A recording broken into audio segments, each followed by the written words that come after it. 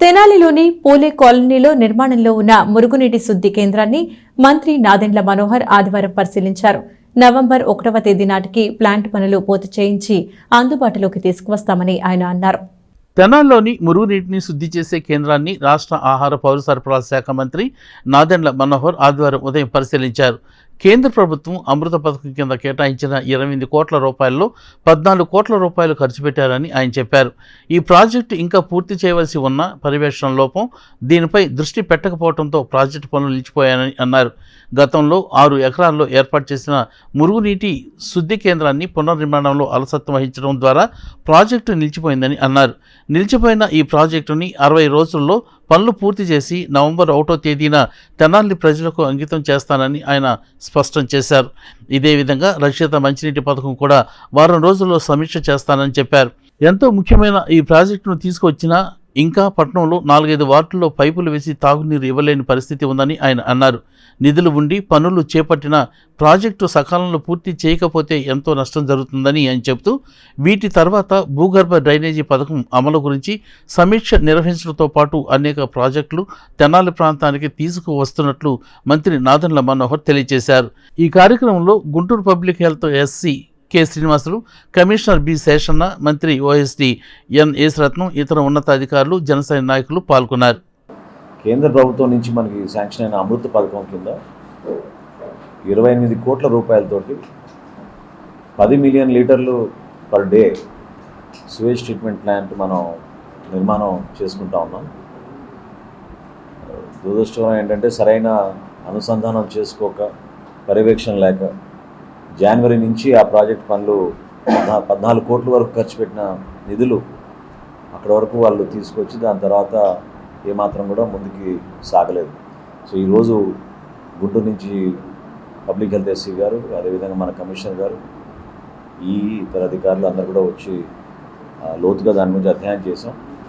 So ఉన్నాయి కొన్ని సమస్యలు ఉన్నాయి. ఆ సమస్యలన్నీ కూడా ఎవరికెవరో ఒక బాధ్యత తీసుకుని దీన్ని ఇంకా సాగనీయకుండా 60 రోజుల్లో ఈ ప్రాజెక్టు పూర్తి చేసే విధంగా ఒక ప్రణాళిక సిద్ధం చేసుకున్నాం. ఖచ్చితంగా నవంబర్ 1వ తారీఖు కల్లా తెనాలి ప్రజలకి అంకితం చేసే విధంగా నీటిని సక్రమంగా, సైంటిఫిక్గా, ఎక్కడ పొరపాటు లేకుండా, వ్యర్థాలని జాగ్రత్తగా ఒక ప్రాసెస్ ద్వారా కలెక్ట్ చేసి సాగునీరు కిందకి మనం పంట పొలాలకు వదిలినప్పుడు రైతాంగానికి ఇబ్బంది కలగకుండా ఉండే విధంగా ఈ సివేజ్ ట్రీట్మెంట్ ప్లాంట్ ఏర్పాటు చేశాం. దీంతోపాటు ఎస్సీ గారితో నేను ఇంకో 2-3 అంశాల గురించి నేను రివ్యూ చేశాను కమిషనర్ గారితో. రాబోయే రోజుల్లో తెనాల్లో ఉన్న రక్షిత మంచినీటి పథకం అది కూడా నిర్వీర్యం అయిపోయింది.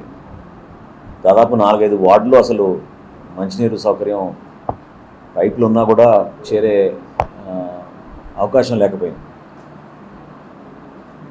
సో వారం 10 రోజుల లోపే మరి ఇంకో సమావేశం ఏర్పాటు చేసుకుని రక్షిత మంచినీటి పథకం గురించి కూడా సమగ్రంగా లోతుగా అధ్యయనం చేసి అవసరమైన నిధులు తీసుకొచ్చి దాన్ని పూర్తి చేసే విధంగా మేము ముందుకెళ్తాం. ఈ ప్రాజెక్టుకి కూడా ఇమీడియట్గా మేము చెల్లించాల్సిన కొన్ని నిధులు దాదాపు 1,45,00,000 రూపాయల వరకు కమిషనర్ గారిని రిక్వెస్ట్ చేశాను. ఇమీడియట్గా అది హ్యాండ్ ఓవర్ చేసి పనులు మాత్రం ఎక్కడ ఆగకుండా సహకరించడానికి మేము సిద్ధంగా ఉన్నాం. కాకపోతే ప్రతి ఒక్కరు కూడా పనితీరు మార్చుకోవాలి. ఈ ప్రజలకు ఉపయోగపడే విధంగా అంకిత భావంతో పనిచేస్తూ, ప్రాజెక్ట్ ఎంత జాప్యం జరిగితే అంత నష్టం కలుగుతుంది మనకి. సో ఆ విధంగా అటువంటి పరిస్థితి రాకుండా ఉండే ఈ ప్రాజెక్ట్ని మనం ఉపయోగించుకునే విధంగా అమృత్ పథకం కింద కేంద్ర ప్రభుత్వం ఇచ్చిన నిధుల్ని మనం సక్రమంగా ఉపయోగించుకొని మనం పూర్తి చేసుకోవాలి. తెనాలి మున్సిపాలిటీలో ఇది చక్కటి అవకాశం. దీంతోపాటు ఇంకొక 2 ప్రాంతాల్లో తెనాలి నగరంలో మనం ఏర్పాటు చేసుకోబోతున్నాం ఈ సివేజ్ ట్రీట్మెంట్ ప్లాంట్స్. వాటి గురించి కూడా ఒక ప్రణాళిక సిద్ధం చేసుకుని త్వరలోనే దీని నెక్స్ట్ స్టెప్ ఏంటంటే భూగర్భ డ్రైనేజ్ పథకం.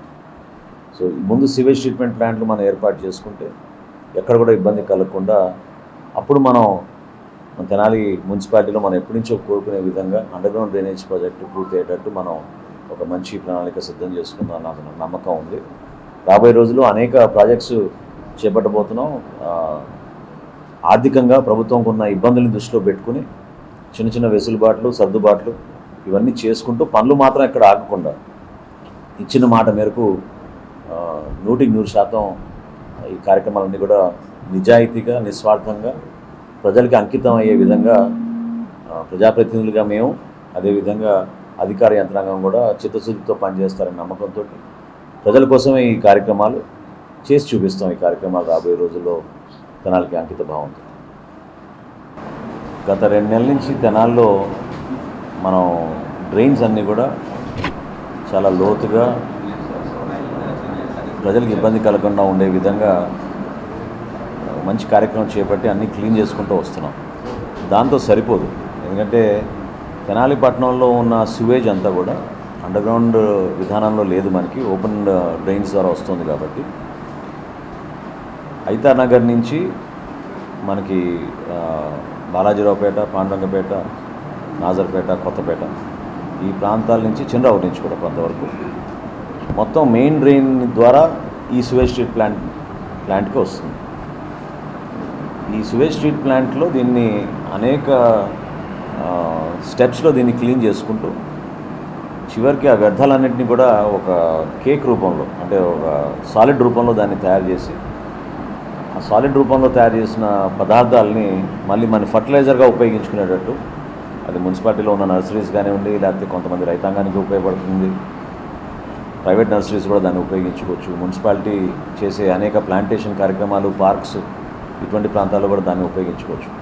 సో ఆ సాలిడ్ వేస్ట్ మేనేజ్మెంట్ ఏదవుతుందో దాని గురించి కమిషనర్ గారు కూడా ఒక ఎన్వైరన్మెంటల్ ఇంజనీర్ని ఇక్కడ ఏర్పాటు చేసి ప్రత్యేకంగా మనం ఒక అధికారిని ఇక్కడ పెట్టుకుని ఏ విధంగా మనం ఈ సాలిడ్ వేస్ట్ డిస్పోజ్ చేయాలో దాని గురించి కూడా సమగ్రంగా తయారు చేస్తారు. అంతిమంగా ఈ సువేజ్ వాటర్ వచ్చి మామూలు రెగ్యులర్ వాటర్గా తయారయ్యి అక్కడి నుంచి క్షేత్రస్థాయిలో మన రైతాంగానికి ఉపయోగపడే విధంగా ఈ సాగునీరు కింద మారి ఇక్కడి నుంచి మళ్ళీ మనకి పంట కాలంలో చేరిపోతుంది. సో రైతులకు ఎక్కడ ఇబ్బంది కలగకుండా భవిష్యత్తులో కూడా మనకి ఎక్కడికి ఈ పదార్థాల వల్ల మనకి అనేక స్కిన్ డిజీజెస్, జబ్బులు ఇవన్నీ రాకుండా ఉండడానికి కోసం కేంద్ర ప్రభుత్వం, రాష్ట్ర ప్రభుత్వం కలిసి చేస్తున్న కార్యక్రమం ఇది నిజంగా ఈ భవిష్యత్తు దృష్టిలో పెట్టుకుని చేసే కార్యక్రమం. సో ప్రజలందరూ కూడా సహకరించాలి. మన ఆరోగ్య సమస్యలు కూడా రాకుండా ఉండడానికి కోసం కింద క్షేత్రస్థాయిలో దిగువన ఉన్న రైతులు ఆ నీరునే వాడుతూ ఉంటారు అనేక సందర్భాల్లో. కాబట్టి ఎక్కడ కూడా పొరపాటు జరగకుండా ఆరోగ్యాన్ని మెరుగుపరిచే విధంగా ఈ అమృత్ పథకం కింద